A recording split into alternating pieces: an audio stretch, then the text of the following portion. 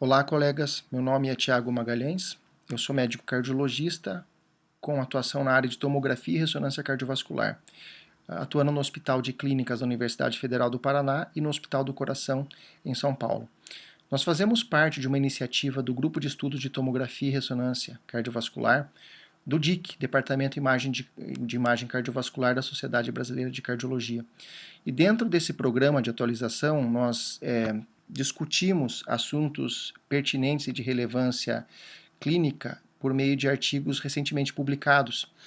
E nós trazemos hoje 2 artigos para discussão, e começando com o artigo de tomografia computadorizada recentemente publicado no JACC, no Journal of American College of Cardiology, onde foram estudados os pacientes com doença coronariana estável e submetidos inicialmente a um teste funcional ou a tomografia de coronárias. Então, o racional para o desenvolvimento desse estudo é estabelecer qual que é a melhor abordagem, a abordagem anatômica ou funcional desses pacientes com doença com angina estável para diagnóstico de doença coronariana. Tanto para, obviamente, predizer eventos, mas também para estabelecer eventuais diferenças nos custos entre essas modalidades. Para esse fim, foram utilizados os dados de um grande registro dinamarquês, compreendendo o período de 2009 a 2015, focada na avaliação inicial de DAC, seja pela tomografia de coronárias ou por um exame funcional, aqui representado nesse estudo pelo teste ergométrico ou pela cintilografia miocárdica. Portanto, foram colocados nesse período entre 2009 e 2015 quase 150 mil exames iniciais na avaliação cardiológica desses indivíduos. Uma grande parte desses exames, desses pacientes, foram excluídos do registro, primeiramente naqueles pacientes onde já havia um diagnóstico formal de doença coronariana, ou naqueles pacientes que já haviam sido submetidos a cateterismo cardíaco ou qualquer intervenção coronariana, fosse ela percutânea ou fosse ela cirúrgica. Também foi excluído dessa análise o grupo de pacientes que fez a avaliação inicial dentro do hospital. Portanto, realmente só participaram desse estudo os pacientes com avaliação ambulatorial. De tal forma que a corte final compreendeu 86.705 pacientes, dentro da qual uma grande parte, em torno de 53 mil pacientes, compreendia o teste ergométrico na sua avaliação inicial ou a cintilografia de perfusão miocárdica. O restante do grupo, em torno de quase 33 mil pacientes, foram submetidos à angiotomografia de coronárias nessa investigação inicial. Então, dentro das características clínicas desses pacientes, houve uma certa homogeneidade nesses grupos, e o que eu queria ressaltar nessa tabela em si é a proporção de pacientes submetidos a cada um desses métodos no passar dos anos, desde 2009 a 2015. Então, nós observamos nesses 2 grupos que houve um aumento proporcional do número de exames solicitados na avaliação de tomografia de coronárias dentro desse grupo, e houve um certo declínio da proporção de exames solicitados funcionais, sejam ele o teste ergométrico ou a cintilografia miocárdica. Dentro desse grupo houve uma diminuição da proporção desses exames, como avaliação inicial da doença coronariana. E essa tabela traz um dado interessante, que seria o uso de medicações dentro dos 120 dias após a realização desses exames. Portanto, o que aconteceria na prescrição farmacológica após o resultado desse exame ter sido recebido pelo médico solicitante. Então, percebam que houve uma diferença substancial na conduta, comparando-se o teste anatômico em cima e o teste funcional embaixo, seja para o uso de estatinas ou seja para o uso de aspirina. Portanto, o resultado do exame anatômico foi relacionado à maior mudança de conduta na utilização de estatina e de aspirina comparativamente nesses 2 grupos de pacientes. Essa tabela traz alguns dados interessantes também relacionados aos testes adicionais e procedimentos de revascularização e custos após esses 120 dias. Então percebam que o grupo anatômico foi relacionado a uma maior quantidade de cateterismos em relação ao grupo funcional, e também não só a um número aumentado de cateterismos, mas também a um maior número de intervenções, com 3,8% de angioplastias no grupo angiotomografia de coronárias contra 2,2% de angioplastia no grupo teste funcional. Da mesma maneira, uma diferença mais discreta, porém significativa, de abordagem cirúrgica no grupo angiotomografia de coronárias. Obviamente que essa quantidade adicional de estudos e intervenção resultou em custos superiores no grupo angiotomografia de coronárias em comparação com o grupo de testes funcionais. Essa é a ilustração central do estudo, onde mostra os resultados objetivos em relação todas as causas de mortalidade e infarto miocárdico. E o ponto central aqui, que embora não tenha havido uma diferença substancial em relação a todas as causas de mortalidade, o grupo que realizou angiotomografia de coronárias apresentou menores taxas de infarto miocárdico no segmento desses pacientes.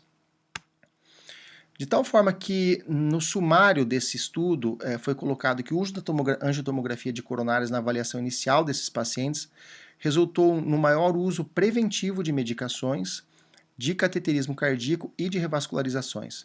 E houve também uma redução na ocorrência de infarto do miocárdio no grupo que realizou a angiotomografia de coronárias inicialmente, comparado ao grupo abordado com teste funcional, mas isso não refletiu na mortalidade global. E que, por fim, alterações de custo-efetividade necessitam de estudos adicionais.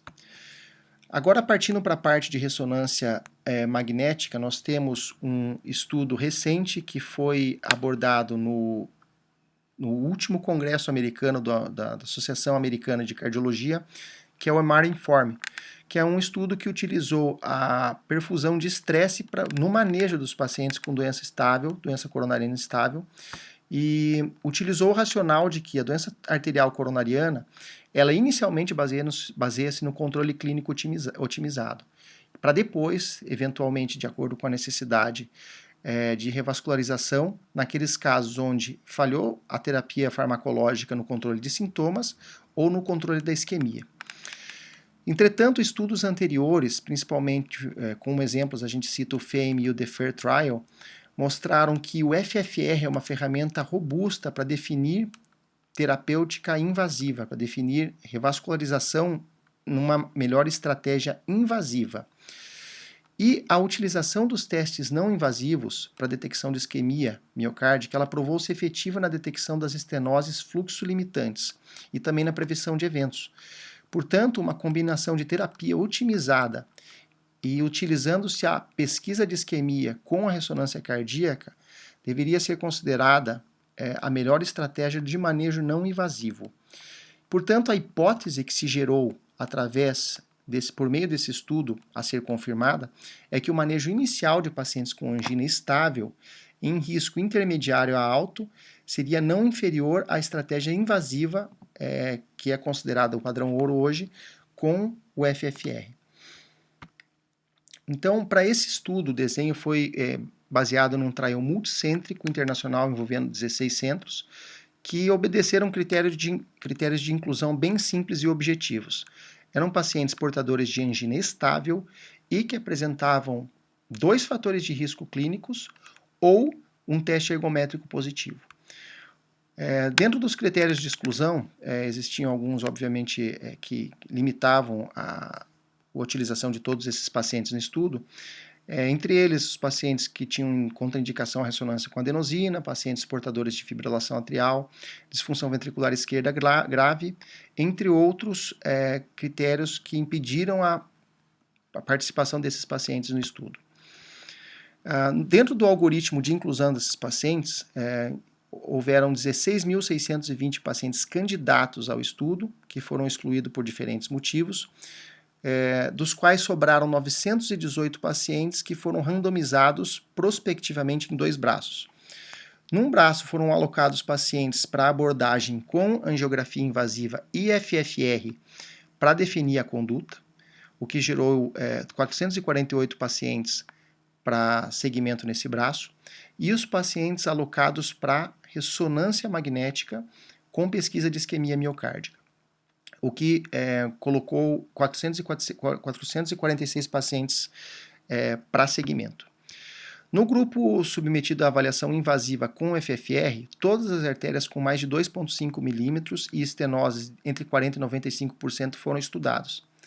E a revascularização foi realizada naqueles casos onde havia um FFR menor do que 0,8. No grupo de ressonância cardíaca, todos os pacientes foram submetidos a imagens de cine-ressonância, perfusão miocárdica com adenosine realce tardio, e caso houvessem defeitos transmurais subendocárdicos em mais de 2 segmentos ou em 2 cortes adjacentes, foi recomendado o cateterismo com o objetivo de revascularização nesse grupo de pacientes. E esses grupos, tanto o grupo FFR quanto o grupo ressonância com isquemia, foram avaliados num desfecho composto que envolvia mortalidade por todas as causas, infarto miocárdico não fatal ou repetição de revascularização em vaso-alvo. Das características clínicas, novamente, foi um estudo onde houve homogeneidade nos 2 grupos onde foram alocados os pacientes, embora tenha havido uma diferença considerável em relação à presença de doença coronariana conhecida no grupo alocado para os pacientes com pesquisa de isquemia pela ressonância. E em relação aos resultados, as taxas de revascularização, foi interessante perceber que no grupo submetido à ressonância com isquemia, houve uma menor taxa de revascularização, em torno de 36% dos pacientes foram submetidos a procedimentos de revascularização, em comparação ao grupo submetido a estratégia invasiva com a utilização do FFR. E nesse caso, foi observado que em torno de 44% dos pacientes foram revascularizados. Entretanto, o que nós observamos no segmento desses pacientes, para análise do desfecho, que não houve diferença entre os 2 grupos num prazo de 1 ano, quando se considerou o grupo submetido à estratégia invasiva com FFR em comparação com o grupo submetido à ressonância magnética com pesquisa de isquemia miocárdica. Então, nós trazemos aqui um exemplo que representa um caso típico dessa corte, desse estudo, desse trial. Um homem de 67 anos com classe funcional 2, apresentando 2 fatores de risco e, portanto, perfazendo os critérios de inclusão do estudo. Então, observem nas imagens aqui à esquerda, que são imagens de perfusão dinâmica, da perfusão miocárdica pela ressonância, onde existe um defeito de perfusão acometendo a parede inferolateral do ventrículo esquerdo. E na mesma área, na área comparativa a esse território pelas imagens de realce tardio, não existe nenhuma evidência de fibrose miocárdica. E, por fim, comparativamente às imagens de coronariografia invasiva, existe de fato uma obstrução significativa no território da artéria circunflexa e, portanto, esse paciente teve indicação de coronariografia com revascularização. Portanto, o manejo de pacientes com angina estável e risco intermediário a alto de doença coronariana com perfusão por ressonância magnética cardíaca é não inferior à estratégia com angiografia invasiva associada ao FFR, no segmento de 1 ano. Ambas as estratégias foram consideradas seguras e resultaram em uma baixa taxa de eventos. E o número de procedimentos de revascularização é significativamente menor quando guiado pela perfusão por ressonância magnética cardíaca e comparado à estratégia invasiva de CAT mais FFR. Muito obrigado.